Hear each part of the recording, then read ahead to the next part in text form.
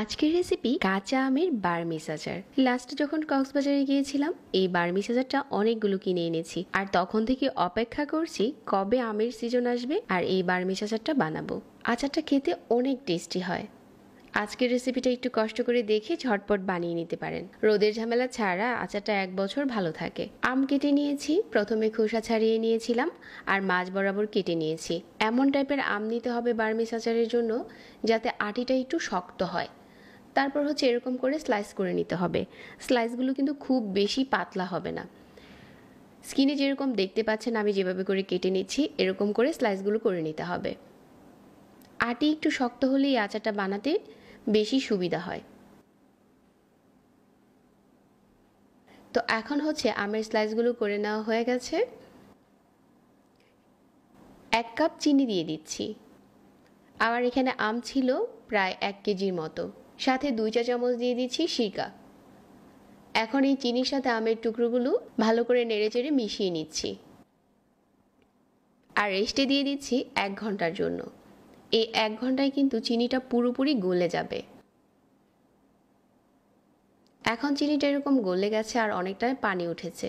এখানে এক্সট্রা পানি দিয়ে আচারটা বানানো যাবে না। চিনি থেকে যে পানিটা উঠেছে এটা সহ হচ্ছে আমি প্যানে দিয়ে দিলাম। একটু নেড়েচেড়ে এই প্যানটাকে নিয়ে চুলাতে বসিয়ে দিচ্ছি। মাঝারি আঁচে জাল করে নিতে হবে। যখন দেখা যাবে যে এরকম ফুটতে শুরু করেছে ওই পর্যায়ে চুলার আঁচ কমিয়ে দিতে হবে আর মাঝে মাঝে হালকা হাতে নেড়ে দিতে হবে। তো এভাবে বেশ কিছুক্ষণ জাল করে নেওয়ার পর এখানে 1/4 চা চামচ করে গুঁড়া মশলা দিয়ে দিচ্ছি। মরিচের গুঁড়া আর হচ্ছে হলুদের গুঁড়া। এটা খুব বেশি ঝালের কাজ করবে না, যাতে দারুণ একটা কালার আসে। মরিচ আর হলুদটা খুব ভালো করে মিশিয়ে নিচ্ছি। এখন দিয়ে দিচ্ছি 1/2 চা চামচ লবণ। আর এই আচারের জন্য একটা স্পেশাল মশলা বানিয়ে নিচ্ছি। এই মশলাটার কারণে আমাদের বার্মিস আচারটা এত স্পেশাল হবে। এখানে দিয়ে দিচ্ছি 1 চা চামচ মৌরি, 1/2 চা চামচ কালো জিরা, 1 চা চামচ জিরা আর 1 চা চামচ আস্ত ধনিয়া, 2টা শুকনা মরিচ, 2 টুকরো দারচিনি আর 2 টুকরো এলাচ, অল্প একটু তেজপাতা। এগুলো হালকা ভেজে আধো ভাঙা করে গুঁড়ো করে নিচ্ছি। আর ততক্ষণে কিন্তু আমাদের আচারটা অনেকটাই দেখা যাচ্ছে যে এরকম স্বচ্ছ হতে শুরু করেছে। এটা কিন্তু খুব বেশি নাড়াচাড়া করা যাবে না আর আমের স্লাইসগুলো কিন্তু গলে যাবে না। যে মশলাটা ভেজে নিয়েছিলাম এটা আধা ভাঙা করে গুঁড়ো করে নিয়েছি, এখন আচারের উপরে দিয়ে দিলাম। দিয়ে আরও কিছুটা টানিয়ে নিচ্ছি।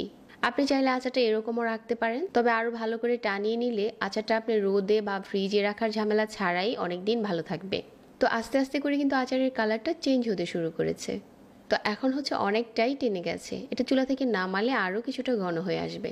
আর এখন স্লাইসগুলো দেখেন একটার সাথে কিন্তু আরেকটা লেগে যাচ্ছে না, আর প্রতিটা স্লাইস এরকম আলাদা আছে। আমের বার্মিস আচার এভাবেই বানাতে হয়। চুলা থেকে নামানোর পর ঠান্ডা করে যে কোনো কাচের বয়মে ভরে রেখে দিলে 1 বছরের মতো ভালো থাকবে। আমি অল্প করে বানিয়েছি কারণ অনেকগুলো আচারের রেসিপি শেয়ার করবো আপনাদের সাথে। আপনারা কিন্তু এই আচারটা চাইলে আরও বেশি করে বানাতে পারেন। প্রতিটা স্লাইস কিন্তু এরকম আলাদা আলাদা থাকবে। আশা করছি আজকের এই বার্মিস আচারের রেসিপিটা সবার ভালো লেগেছে। প্রতিনিয়ত নতুন রেসিপি পেতে পেজ ফলো করতে ভুলবেন না। যারা এতক্ষণ সাথে ছিলেন সবাইকে ধন্যবাদ জানাচ্ছি। আজকে এখানেই বিদায় নিচ্ছি। আল্লাহ হাফেজ।